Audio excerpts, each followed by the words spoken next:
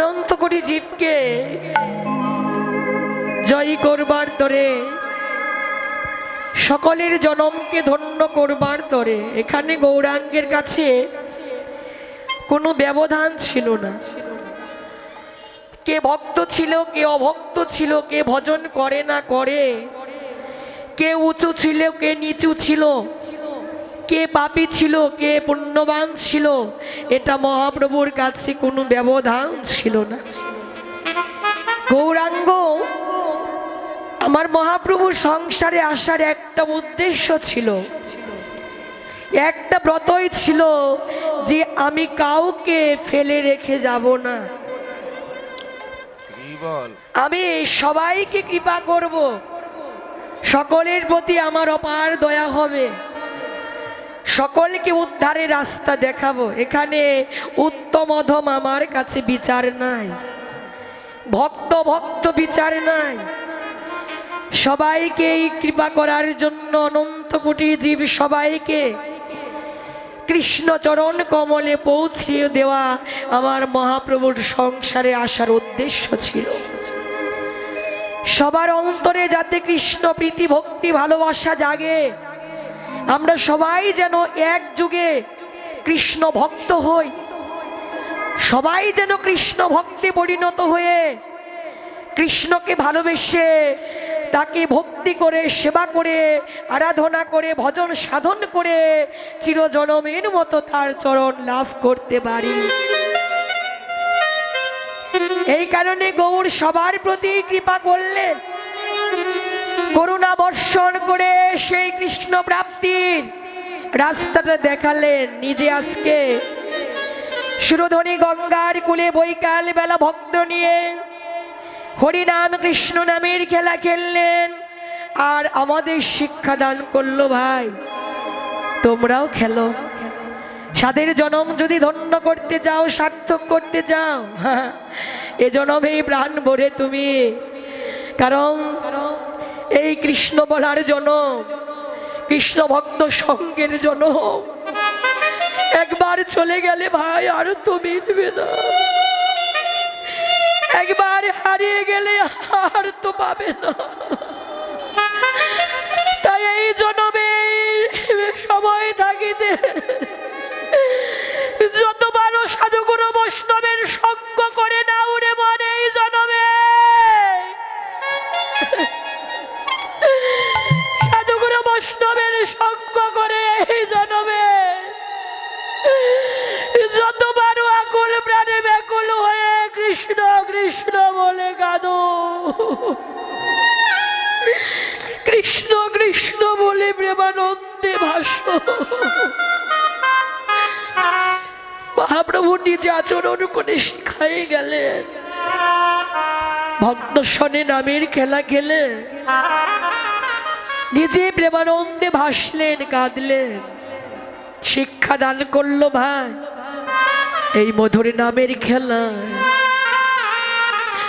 জগতে তাদেরই তো আগে, তাদেরই তো আগে জয় হবে জগতে,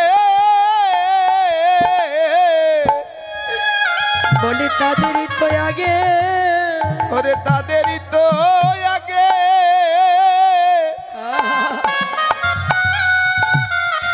ওরে জয়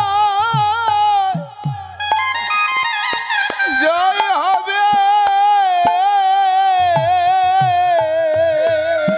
ওরে জগতে যারা মানভিমান ভুলে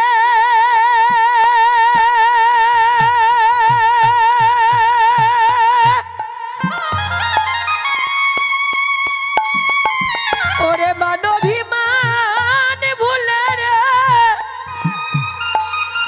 আগে এসে ভক্তের চরণ ধুলাই গড়ি দিবে,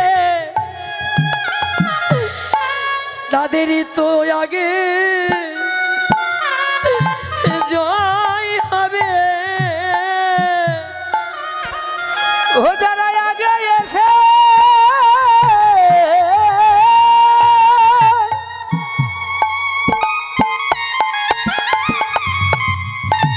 ওরে আগে এসে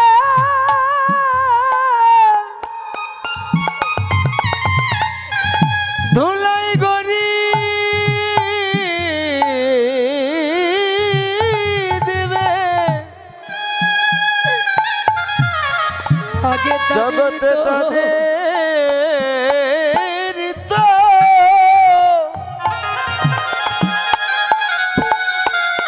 আগে যাই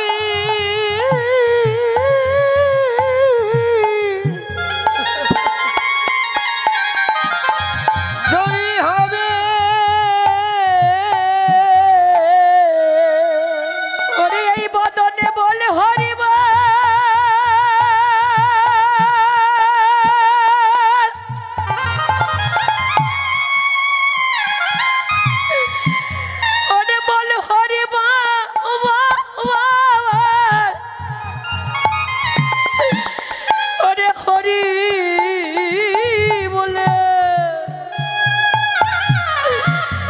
যারা আগে এসে ভগতে এই চরণ ধুলা গড়ি দিবে বদনে বল হরিবা এই বাবুর হরিবলা হরিবলা ওরে বল হরিবা হরি বলে যারা আগে এসে ধুলায় এই ধুলাই গড়ি গড়ি দিবে ওরে এই জীবনে জীবনে গবর তোমার ওরে গবরে তোমার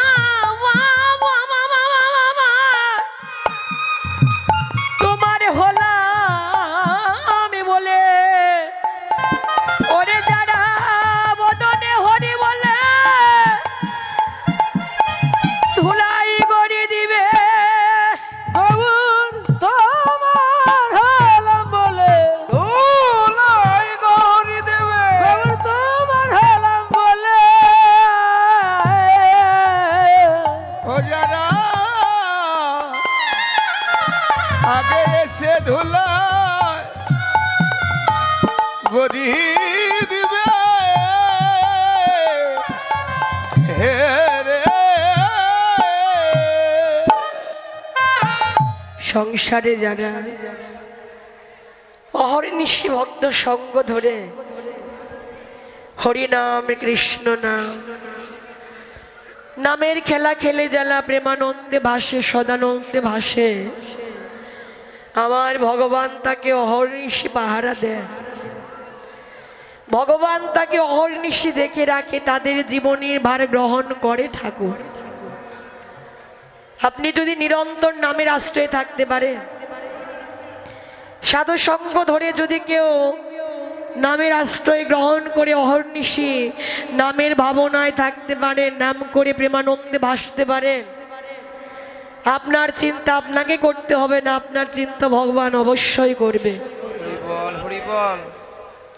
ঠাকুরই আপনার চিন্তা করবে সর্বক্ষণ আপনার চিন্তা নিজেরই নেই তাকে অহর্নিশি পাহারা দেয় ভগবান বলে যে ও তো আমার চরণে আশ্রিত ও আমি ছাড়া ওর কেউ নাই হ্যাঁ সংসারে ভক্তের তো ভগবান ছাড়া কেউ থাকে না আমার ভগবানও ভাবে যে আমার ভক্তের আমি ছাড়া কেউ নাই অহর্নিশি পাহারা দেয় সেই ভক্তের সমগ্র জীবনের যত দুঃখ কষ্টের বোঝার ভারও আমার ঠাকুর গ্রহণ করে নেয় চৈতন্য চরিতামৃত অধ্যয়ন করলে দেখা যায় অনেক ভক্তের জীবনী দৃষ্টান্ত যাদের সমগ্র জীবনের ভার মহাপ্রভু নিজে নিয়েছিল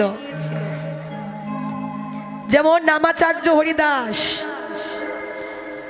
যে হরিদাসকে নাম করার জন্য 22 বাজারে শত শত বেত্রাঘাত করা হয় কিন্তু প্রত্যেকটা বেত্রাঘাতের ব্যথা যন্ত্রণা জ্বালা হরিদাস নয় আমার গৌর হরি নিজে অঙ্গে ধারণ করেছিলেন।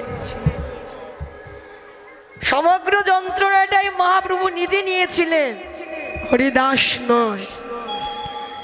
জয় রাধে। যারাই সংসারে নামে থাকে, ভজনা জপনা আরাধনায় করে নামে, হ্যাঁ, ভগবানের চরণ যারা আশ্রয় করে থাকে, তাদের সমগ্র জীবনের ভারটা ঠাকুর অবশ্যই নেয়। যেমন মহাপ্রভুর একজন সেবক ছিল, যার নাম ছিল গোবিন্দ দাস, যেজন সর্বক্ষণ মহাপ্রভুর সেবায় নিজেকে নিযুক্ত করেছিল। একবার মহাপ্রভু দক্ষিণ ভারত ভ্রমণের সময় গোবিন্দ দাসকে সঙ্গে নিয়ে গেল। দক্ষিণ ভারত ভ্রমণের কালে অগ্রদ্বীপ বলতে একটা জায়গা আছে। অগ্রদ্বীপে এক ভক্তের গিয়ে মহাপ্রভু সেবা গ্রহণ করলো। সেবা গ্রহণের কালে ভক্তের অনুরোধে প্রভুর সেবাটা অতিরিক্ত হয়ে গেল। সেবা অতিরিক্ত হওয়ার ফলে প্রভুর অজীর্ণ হলো। গোবিন্দ দাসকে বলল, গোবিন্দ, আমাকে একটি হর্তুকি এনে দাও তো।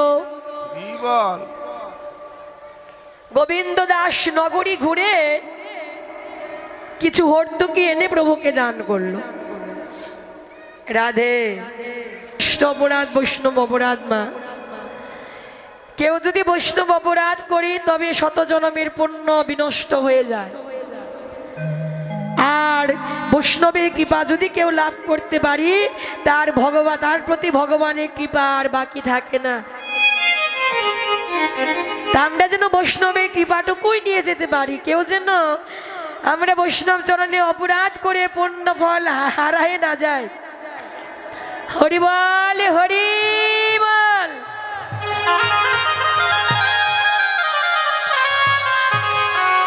কারণ বৈষ্ণবদের ভজনটা সাক্ষাৎ ভজন, তো এটা কিন্তু মধুময় বৃন্দাবন ধামে সাধুর বৈষ্ণবের সঙ্গ করা সাক্ষাৎ ভজন। কেমন?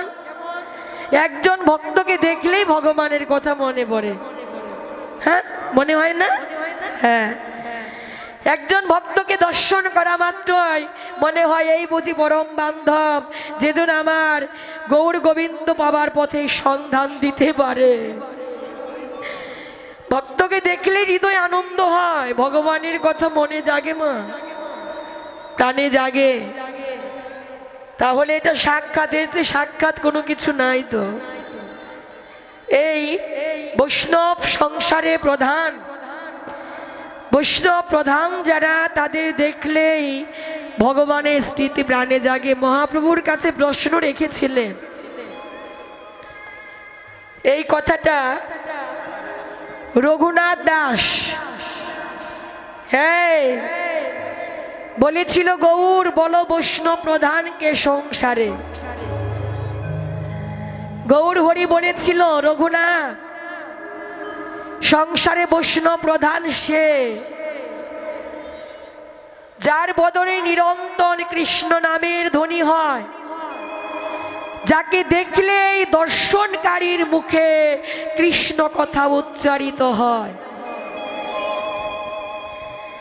আপনি এমন একটা বদন দেখলেন, জীবনে কোনোদিন দেখেন নাই, ইতিপূর্বে কখনো দর্শন হয় নাই আপনার জীবনে। রাধা মাধবীর অপার কৃপার গুণে, করুণার গুণে, মহিমা দয়ার গুণে সেই ভাগ্যবানের বদন আপনার জীবনে দর্শন হলো, যাকে দেখা মাত্রই আপনার মুখে কৃষ্ণ নামের ধ্বনি উচ্চারিত হলো। জেনে নিও জগতে সেই বৈষ্ণব প্রধান। তাহলে বৈষ্ণবদের কাছে সাক্ষাৎ ধন পাওয়া যায়। তিনটা বস্তু আছে বৈষ্ণবের কাছে। নগদ, আমার দাদাকে বলছে নগদ। হ্যাঁ, তাহলে তিনটা ধন, যার বিন্দু মাত্র একটা সঙ্গের গুণে আপনার অপরাকৃত কৃষ্ণ প্রেম ধন লাভ হবে। একটা বৈষ্ণবে উচ্ছিষ্ট প্রসাদ, এগুলো অনেক প্রমাণ আছে, দৃষ্টান্ত আছে। একটা বৈষ্ণবের চরণ ধৌত জল, একটা বৈষ্ণবের চরণ ধুলি, তিনটা ধন বৈষ্ণবের কাছে আছে। যার একটার বিন্দু মাত্র সঙ্গ পেলে আপনার প্রেম ভক্তি জাগবে অন্তরে। বৈষ্ণবে উচ্ছিষ্ট প্রসাদের একটা কণা, এটা দৃষ্টান্ত। নবদ্বীপ ধামে অদ্বৈত মহাপ্রভুর ঘরে একবার বৈষ্ণব সেবার আয়োজন করেছিল।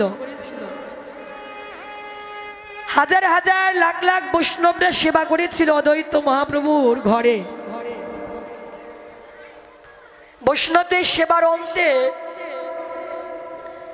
বৈষ্ণবদের উচ্ছিষ্ট প্রসাদ, অদ্বৈত প্রভুর ঘরে একটা বিড়াল বাস করত। বিড়ালটা বৈষ্ণবের উচ্ছিষ্ট প্রসাদটা গ্রহণ করলো।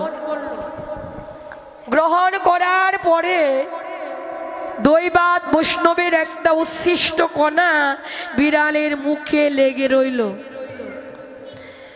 অদ্বৈত মহাপ্রভুর গৃহ হতে একটু অদূরে এক ঘর কামার থাকতো, কামার বাস করত। বিড়াল কি করলো, সেই কামারের ঘরে গিয়ে কামারের ঘরণী যে রন্ধন করেছি অন্ন, সেই পাত্রে মুখ দিল। দৈবাত ওই যে বৈষ্ণবের একটা উচ্ছিষ্ট কণা লেগেছিল বিড়ালের মুখে, সেই একটা উচ্ছিষ্ট কণা পাত্রের অন্নের মাঝে রয়ে গেল। কামারের ঘরণী তো জানতো না তার ঘরে এসে বিড়াল তার অন্ন ভক্ষণ করেছে। যখনই কামারের ঘরণী অন্নটা ভক্ষণ করলো, গ্রহণ করলো, সঙ্গে সঙ্গে কামারের ঘরণীর অন্তরে কৃষ্ণ প্রেম ভক্তির উদয় হলো। কৃষ্ণ কৃষ্ণ বলে প্রেমানন্দে ভাসিতে লাগলো। বৈষ্ণবের উচ্ছিষ্ট প্রসাদের এত গুণ, হরিবল।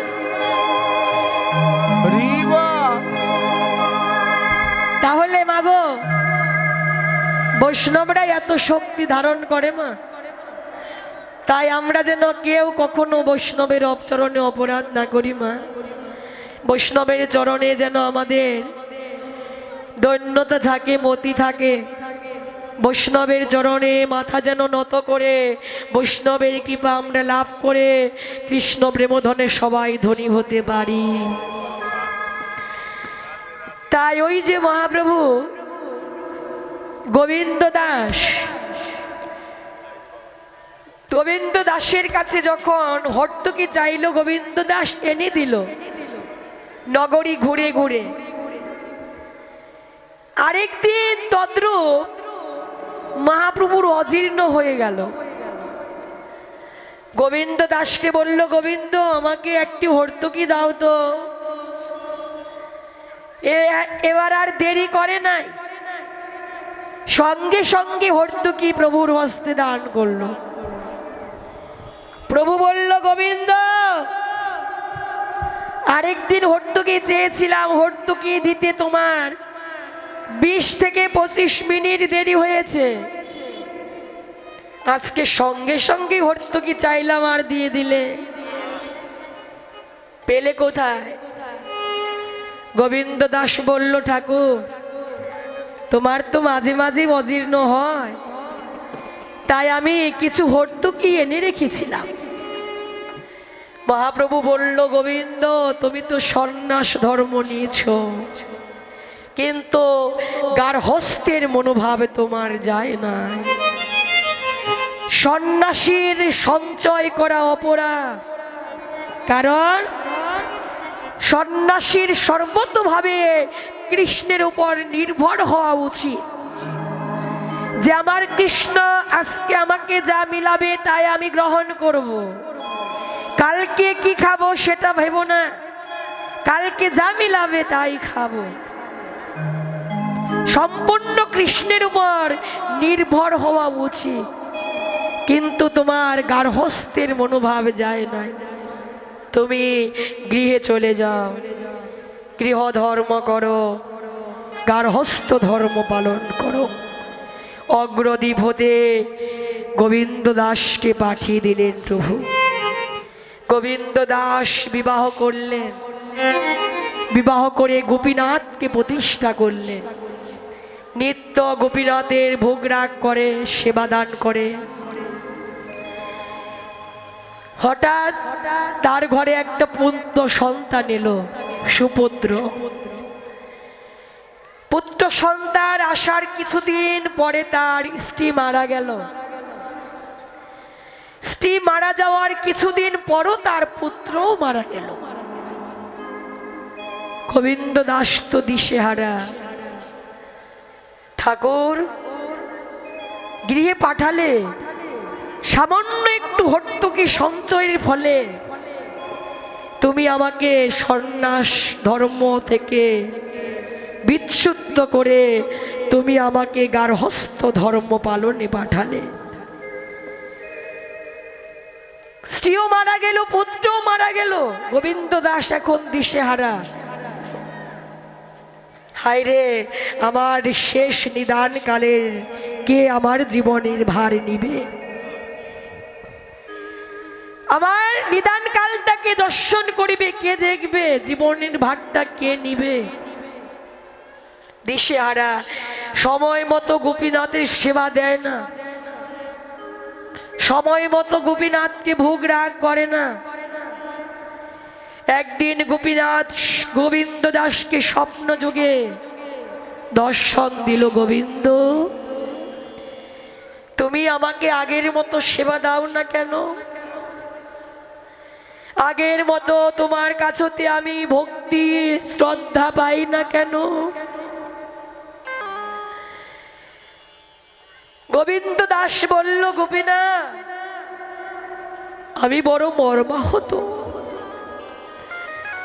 গৃহে এলাম, গৃহধর্ম পালন করলাম, কিন্তু স্ত্রীও মারা গেল, পুত্রও মারা গেল।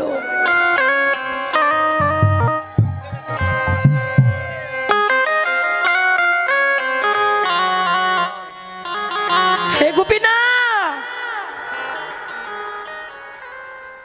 এখন আমার শেষের গতি কি হবে? আমার জীবনের শেষ নিদান কাল।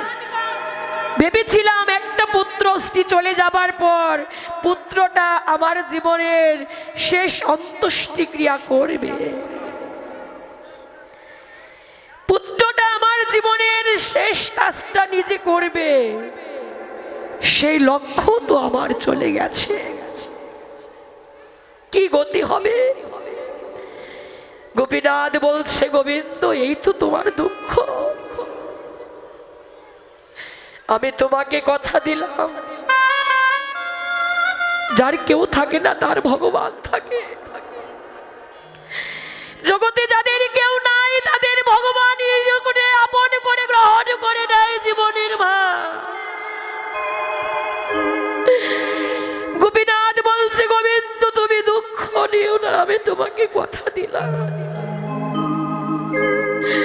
তুমি যদি আমার সময় মতো সেবা বিধান পূজা অর্চনা করো, তোমাকে কথা দিচ্ছি, যেদিন তুমি চিরতরে বিদায় নিয়ে চলে যাবে,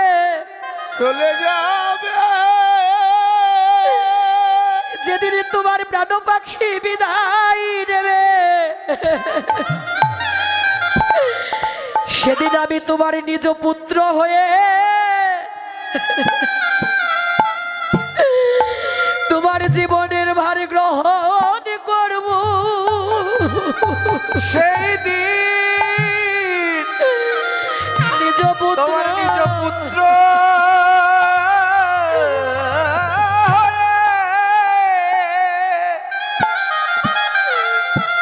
আমার জীবনের ভার গ্রহণ করব।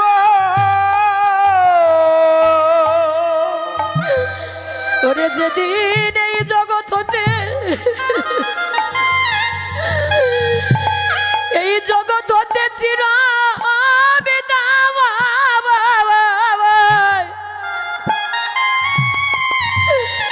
ওরে চির বিদায় নেবে,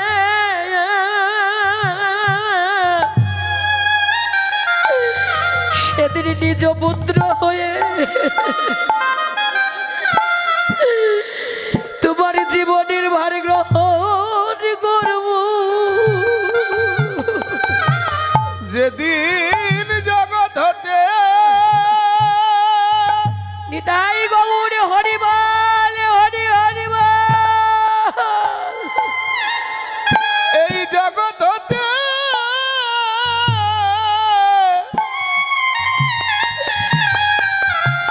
বিদায় নেবে।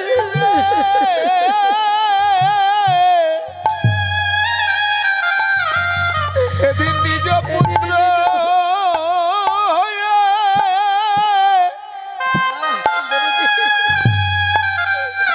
তোমার জীবনের ভার গ্রহণ করব। হে প্রভু, সেদিন তুমি আমাদের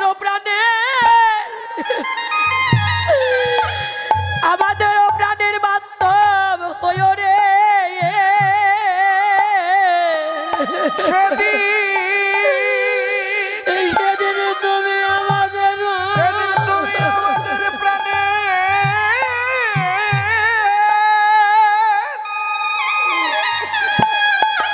ওরে বান্ধ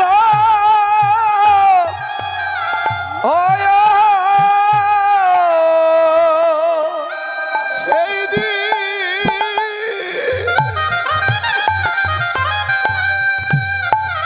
তুমি আমাদের প্রাণের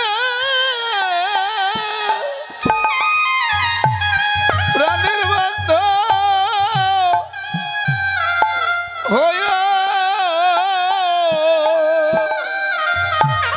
হ্যালো হ্যালো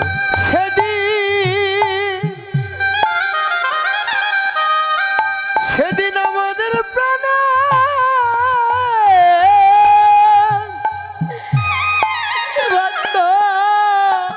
প্রাণের বান্ধ হইও। ওরে যেদিন এই জগতে আপন বলিতে রে,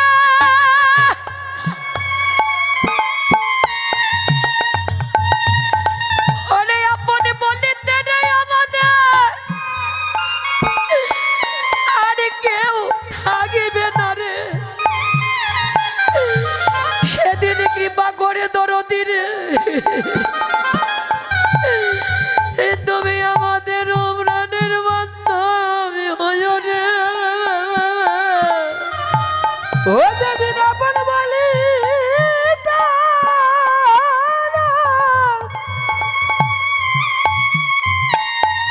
কেহ রবে রে, সেদিন দয়া করে সেদিন দয়া করে প্রাণে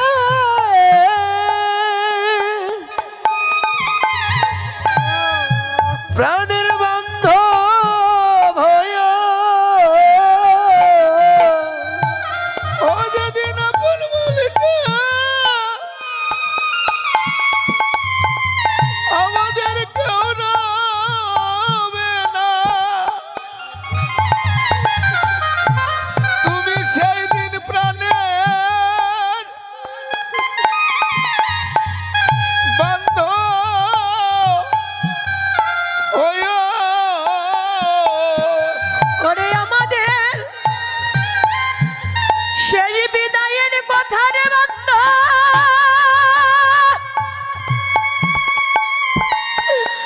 ও বান্ধব রে তোমায় আমরা জানাইয়ে গেলাম রে। সেদিন তুমি আমাদের কৃপা করে এ জীবনের ভার গ্রহণ করো রে। ওরে শেষের দিনের কথা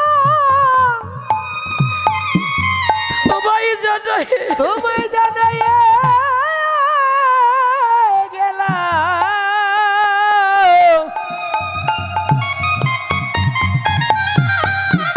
তুমি সেই দিন প্রাণে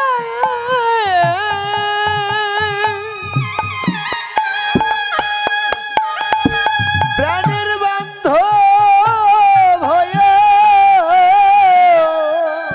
এ প্রভু, সেদিন জগতে